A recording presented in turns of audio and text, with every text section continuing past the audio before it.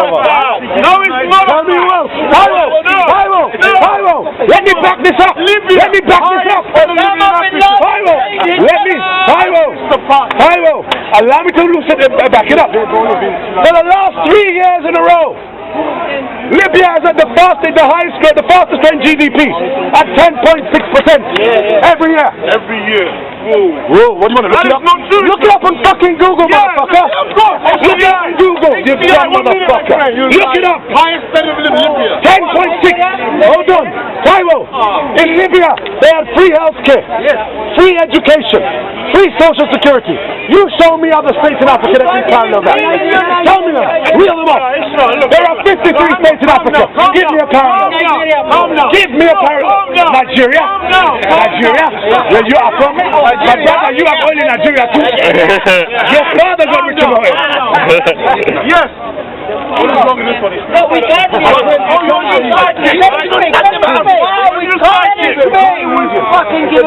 Rejected him. We have to take him. Ishmahil is a lie. You have your phones on you. Google, Wikipedia, do what the fuck you like. Sir, tell me another state without a higher standard of living. Because of Libya's oil wealth. I just came back. Stop talking nonsense.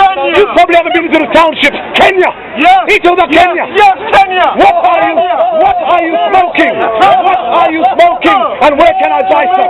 Jamaican weed. That ain't Jamaican weed. Jamaican weed don't fuck you up like that. That's Nigerian hashish, motherfucker. We don't smoke shit like that. You're on a trip. That's fucking skunk you're smoking. That's just been chemically enhanced. Why are you Jamaican? My friend, listen. Taiwo. Yeah, seriously now. Seriously now. My friend, I'm saying to you that Libya had the highest standard of living in Africa, fastest growing GDP at 10.6%. They had free healthcare, free education, free social housing. My friend Taiwo, where will Libya, and remember, Libyan oil was nationalized, owned by the Libyans. The Libyan banks were owned by the Libyans. Their own. That's how they could have a bounty. So, my friend, I'm not overlooking the corruption of Gaddafi. Because if we look at Nigeria, which has had oil wealth since the 60s, whereby you have a handful of billionaires who become rich and become the elite. What is your problem? Where's your social security in Nigeria? We don't have Where is it? You don't have one. You don't have one. So don't throw stones at Libya. That's why he came over here. That's why you're here. No one will invade us. They will soon. You invade yourselves. Because we're doing well. Taiwo. We have to bend over. Taiwo, tell me this. Tell you what. Why did the West have to go? What do you mean the West? Stop saying wow. Don't tell me. The Arab League. What's that phrase again? The Arab League? No, the international. Oh, the international community. Taiwo, you say it wasn't the West, it was the international community. Taiwo. Yes. Non-white nations are not a part of this international community. Qatar's not in Libya? This international... Allow me. Really? Of course there are other side players. Egypt's not training those... we hear this euphemism used daily. The international community says this. The international community demands that. The international community wants this. But when they use the euphemism, the international community, they're not talking about my brothers in Nigeria, my sisters in Pakistan, my brothers in Lebanon, in Libya, Palestine. No! Taiwo, when they use the term the international community, they mean America, Britain, France, Spain, Italy, Germany, America, New Zealand, Canada, Australia. They mean white Western nations. Don't delude yourselves. That's not true, Ishmahil. Oh, it's not true. Wow. It's true. Wow. You forgot his Wow. Look at NATO. What are NATO doing dropping bombs in Libya? You forgot NATO. How many Pakistanis are part of NATO? How many Jamaicans? Libyans, Palestinians, Chinese. My friend, NATO is a Western private army. It's not Western. No, it's not. You think it's Nigeria? How many members say? How many members to the Nigeria? Are they all Western? Wow. No. Wow. Taiwo, look at NATO. Look at its involvement in Libya. I ask you this. We were told... No, hang on. Yes, NATO. Arab League. The AU. You talk about the Arab League. Yes. Why are the bombs in Libya today? League. He says the Arab League. Yes. He says For AU. sanctions. The African Union has been totally sidelined. Not true. Hold on, allow me. Taiwo. Signed up. Taiwo. Yeah. Now, in order to get the most out of this discussion, I'm sorry. let one person speak at a time, and then you first.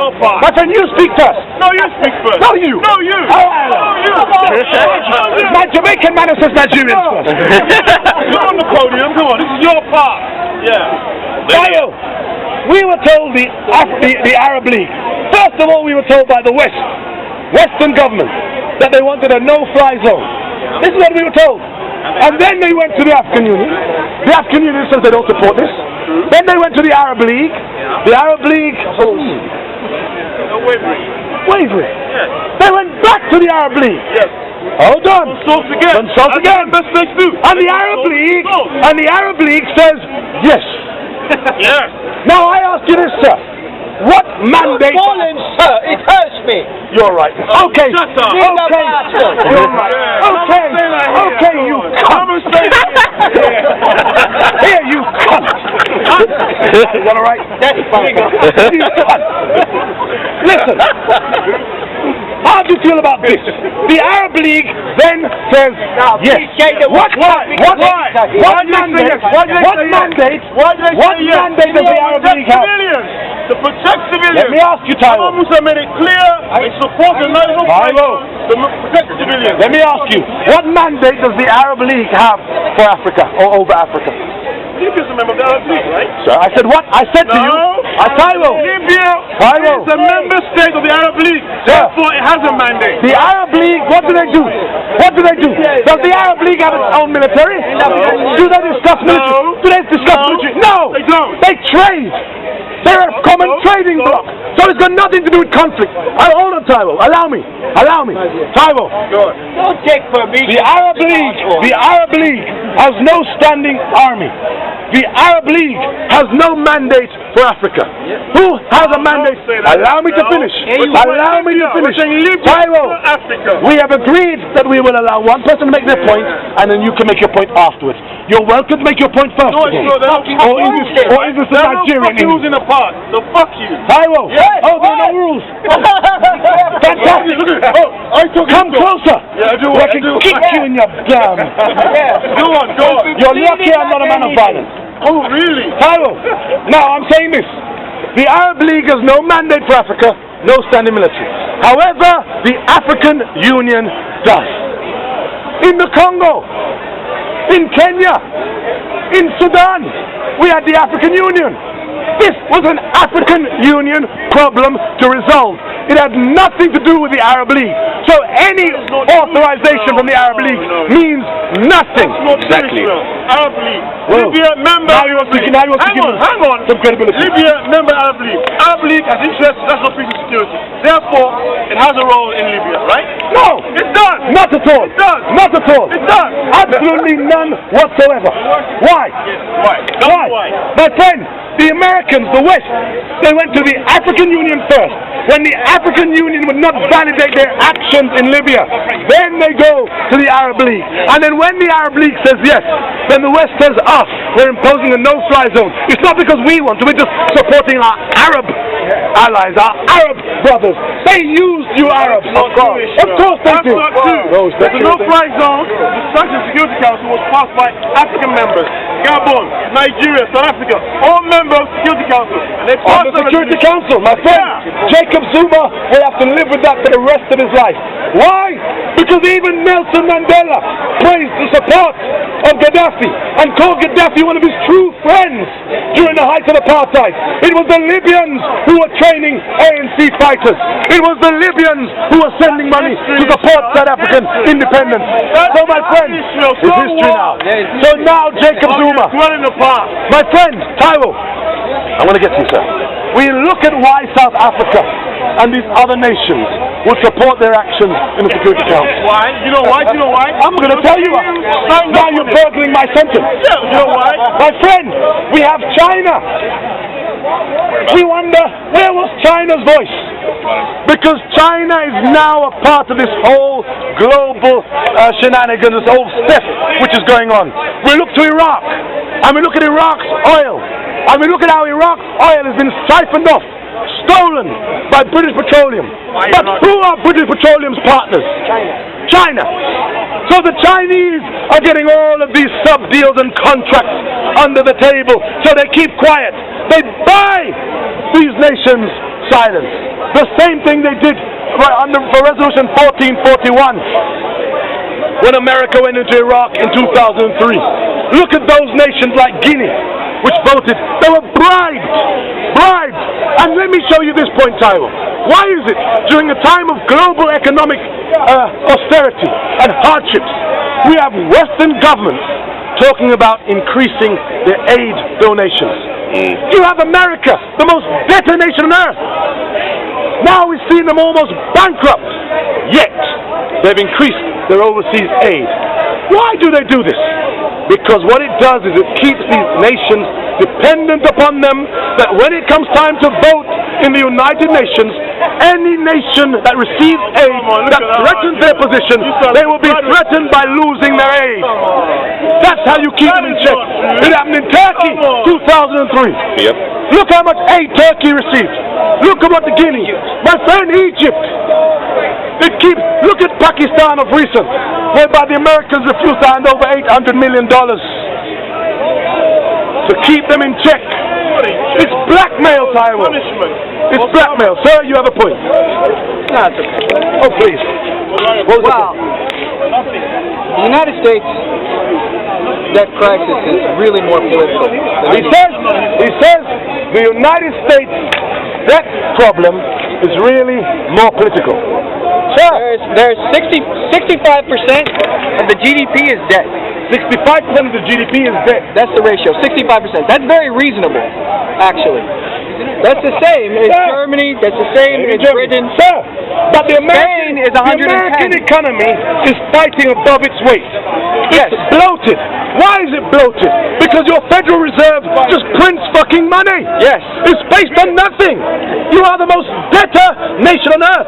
You're looking at the debt crisis from this perspective. Recognize this.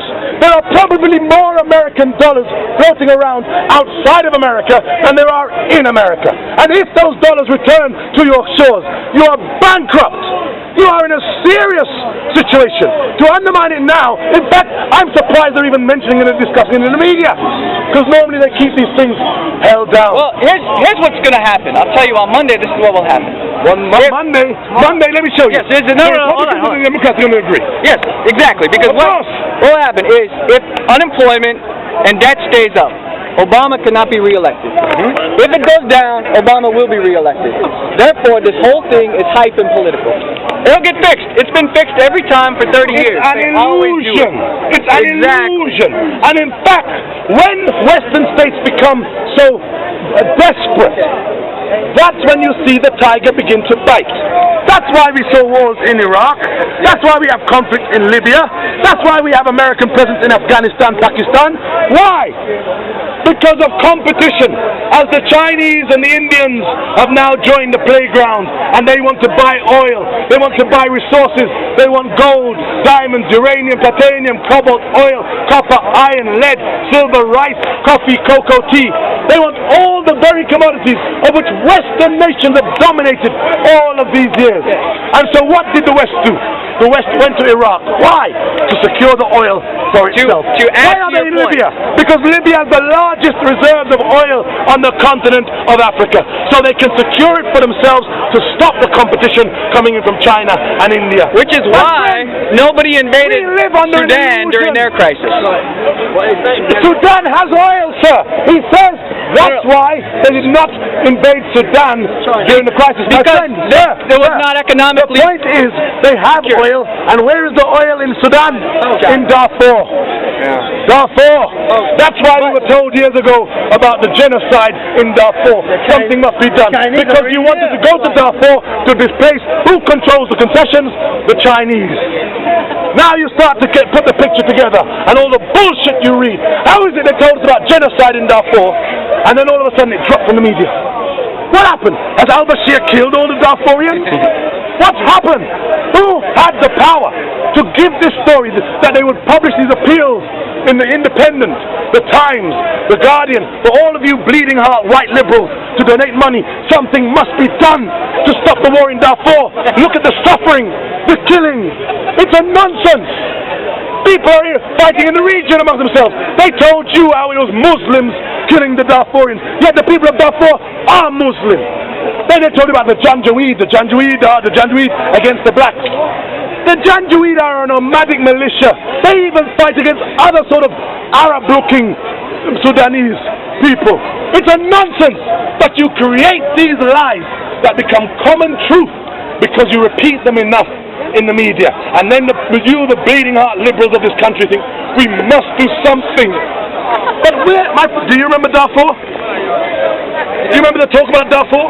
Do you remember Darfur? Do you remember Darfur, sir? What happened? How did it just vanish? It hasn't vanished. It hasn't vanished. Oh, it's still happening. ICC, my friend. Oh, it's still there. Come on.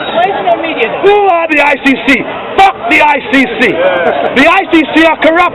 In fact, a couple of years ago, some African nations got together saying that all African nations should withdraw from the ICC because the ICC has only ever tried Africans.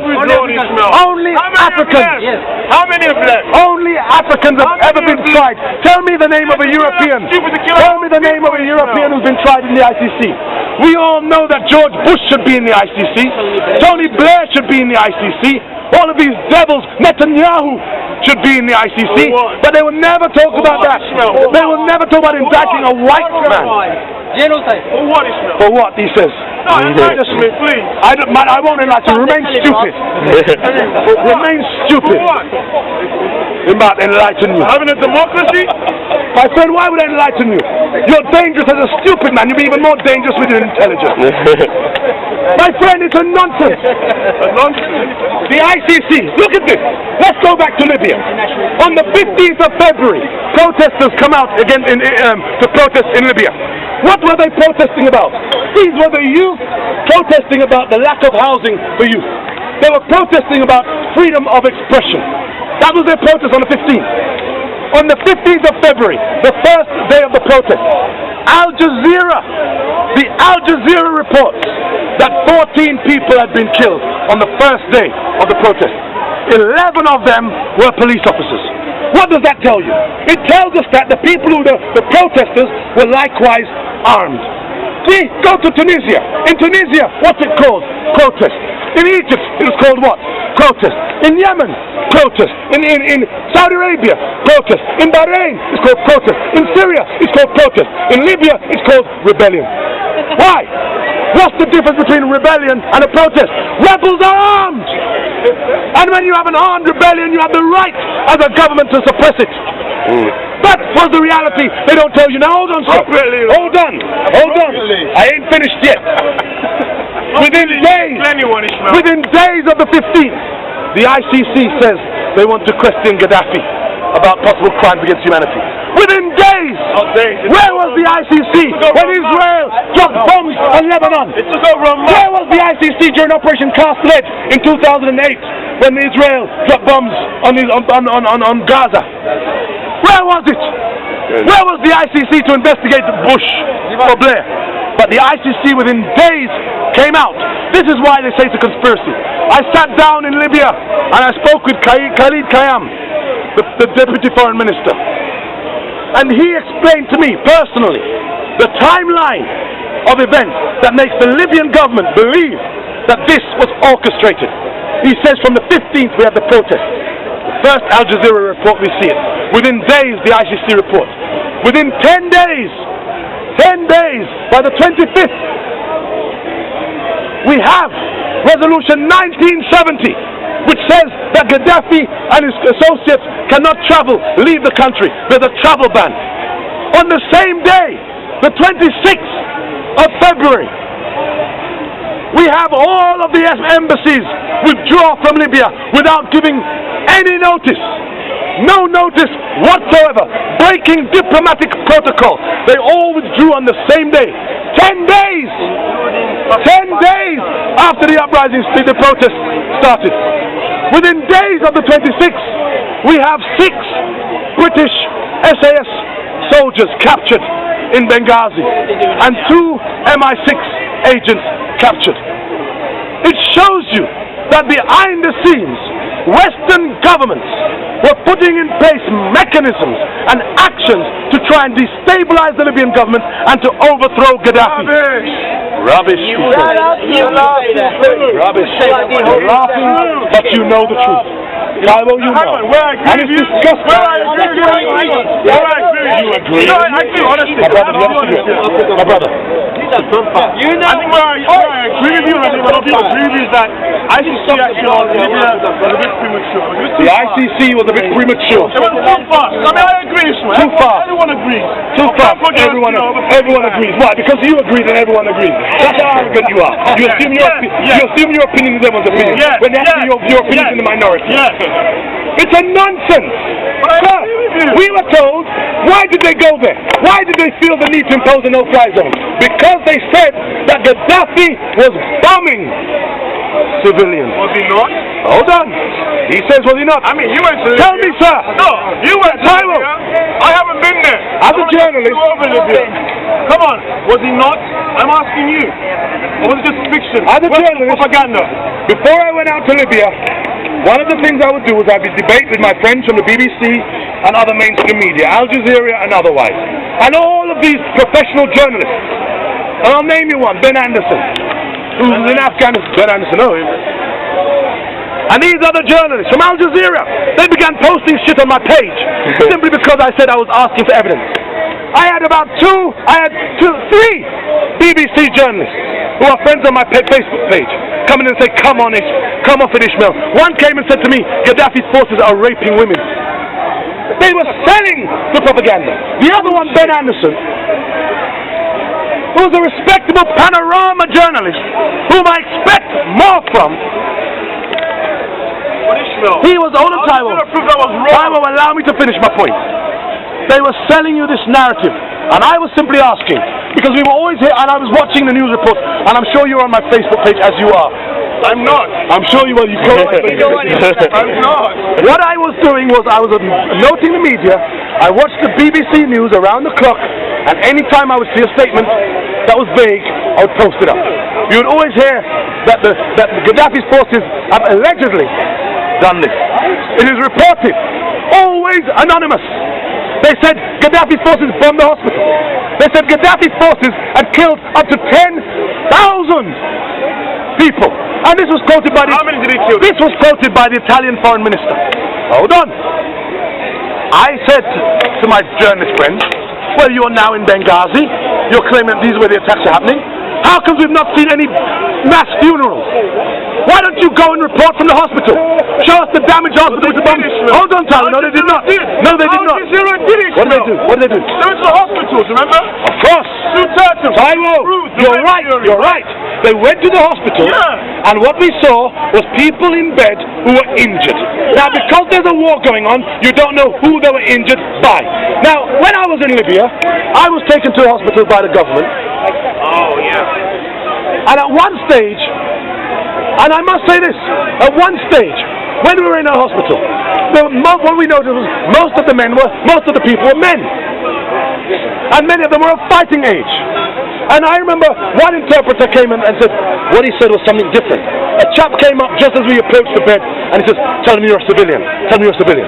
So in fact, even the Libyan government were actually using soldiers, taking them to mainstream hospitals, so that when journalists and media attended, they would see victims of the fighting masquerading as civilians.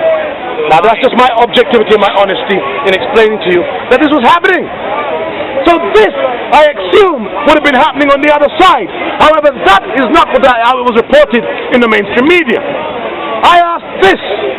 NATO, hold on, sir. NATO, Al Jazeera, and the press claimed that Gaddafi was bombing civilians. I asked for this. I said, where is the evidence? I said, tell me the name of a street that was bombed. Show me the video evidence. Because how did we know what was going on in Tunisia? We knew what was happening in Tunisia. Why? Because people have mobile phones. They were filming it. We knew what was happening in Egypt. People were filming it. In Iran, people were filming it. Now I say this to you.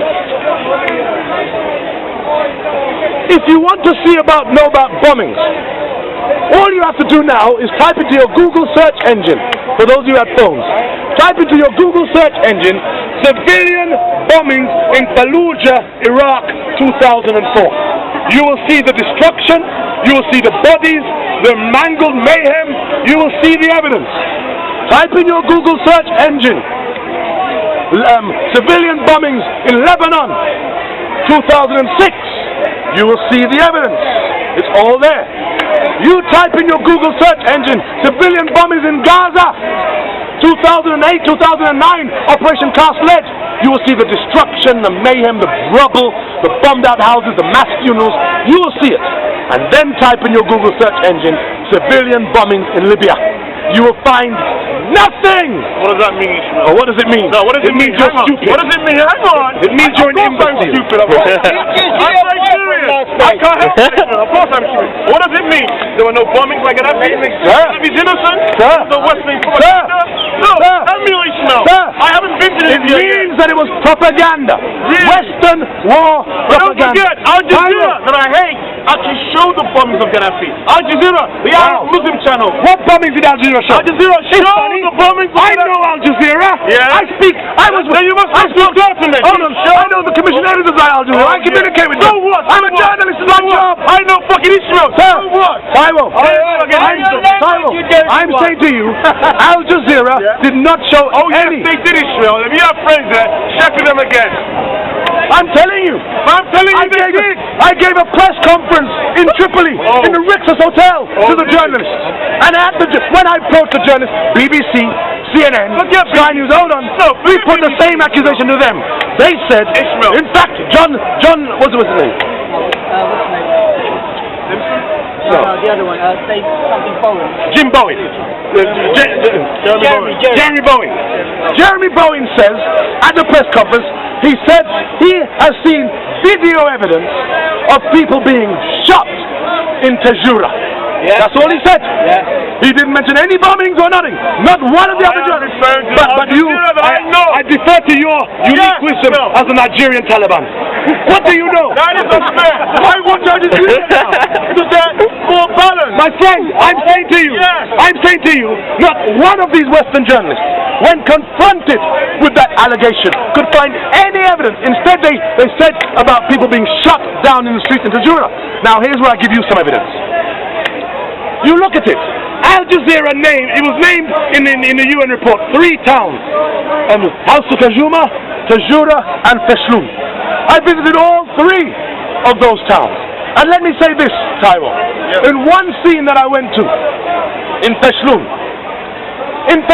when we visited a town, we were taken to a house of which we were told that a missile had bombed the house. We saw a missile, the remnants of a missile in the garden, and it immediately raised my suspicions because the grass was only grazed. Missiles don't graze grass. Missiles blow up the place. The Americans are not that stupid to spend £1 million on a cruise missile to graze grass. And then we saw on the ground and the walls were littered with thousands upon thousands of pockmarks. Now, immediately they tried to tell us that was shrapnel. I said absolute nonsense. These were clearly bullet holes. Clearly bullet holes. They were all over this building. Not just that, the entire concrete floor was littered with gunshots. Thousands of rounds of gunfire on the ground. So that indicates to me that there was clearly a firefight in that area. The Libyans were trying to claim that was done by NATO. So amongst our group, someone said, he says, it looks like this was from a plane. NATO firing on the ground. But I have problems with that because NATO are not flying low enough. They would never dare. And furthermore, flying these fighter jets, you fly at such a speed, there's no way you can concentrate X amount of gunfire in this area. So what was clear to me was that whoever fired on this area fired from above. So the only logical deduction that I could assume was that the gunfire came from an helicopter gunship. And the Libya and the NATO are not flying helicopters in Libya. So it means that the Libyan government were responsible for the actions in that area of Feshlun. And again, the second point, trying to frame NATO to make it appear that NATO had done that. However, but my friend, I'm saying to you, Yeah, I'm saying to you, finish your Taiwo,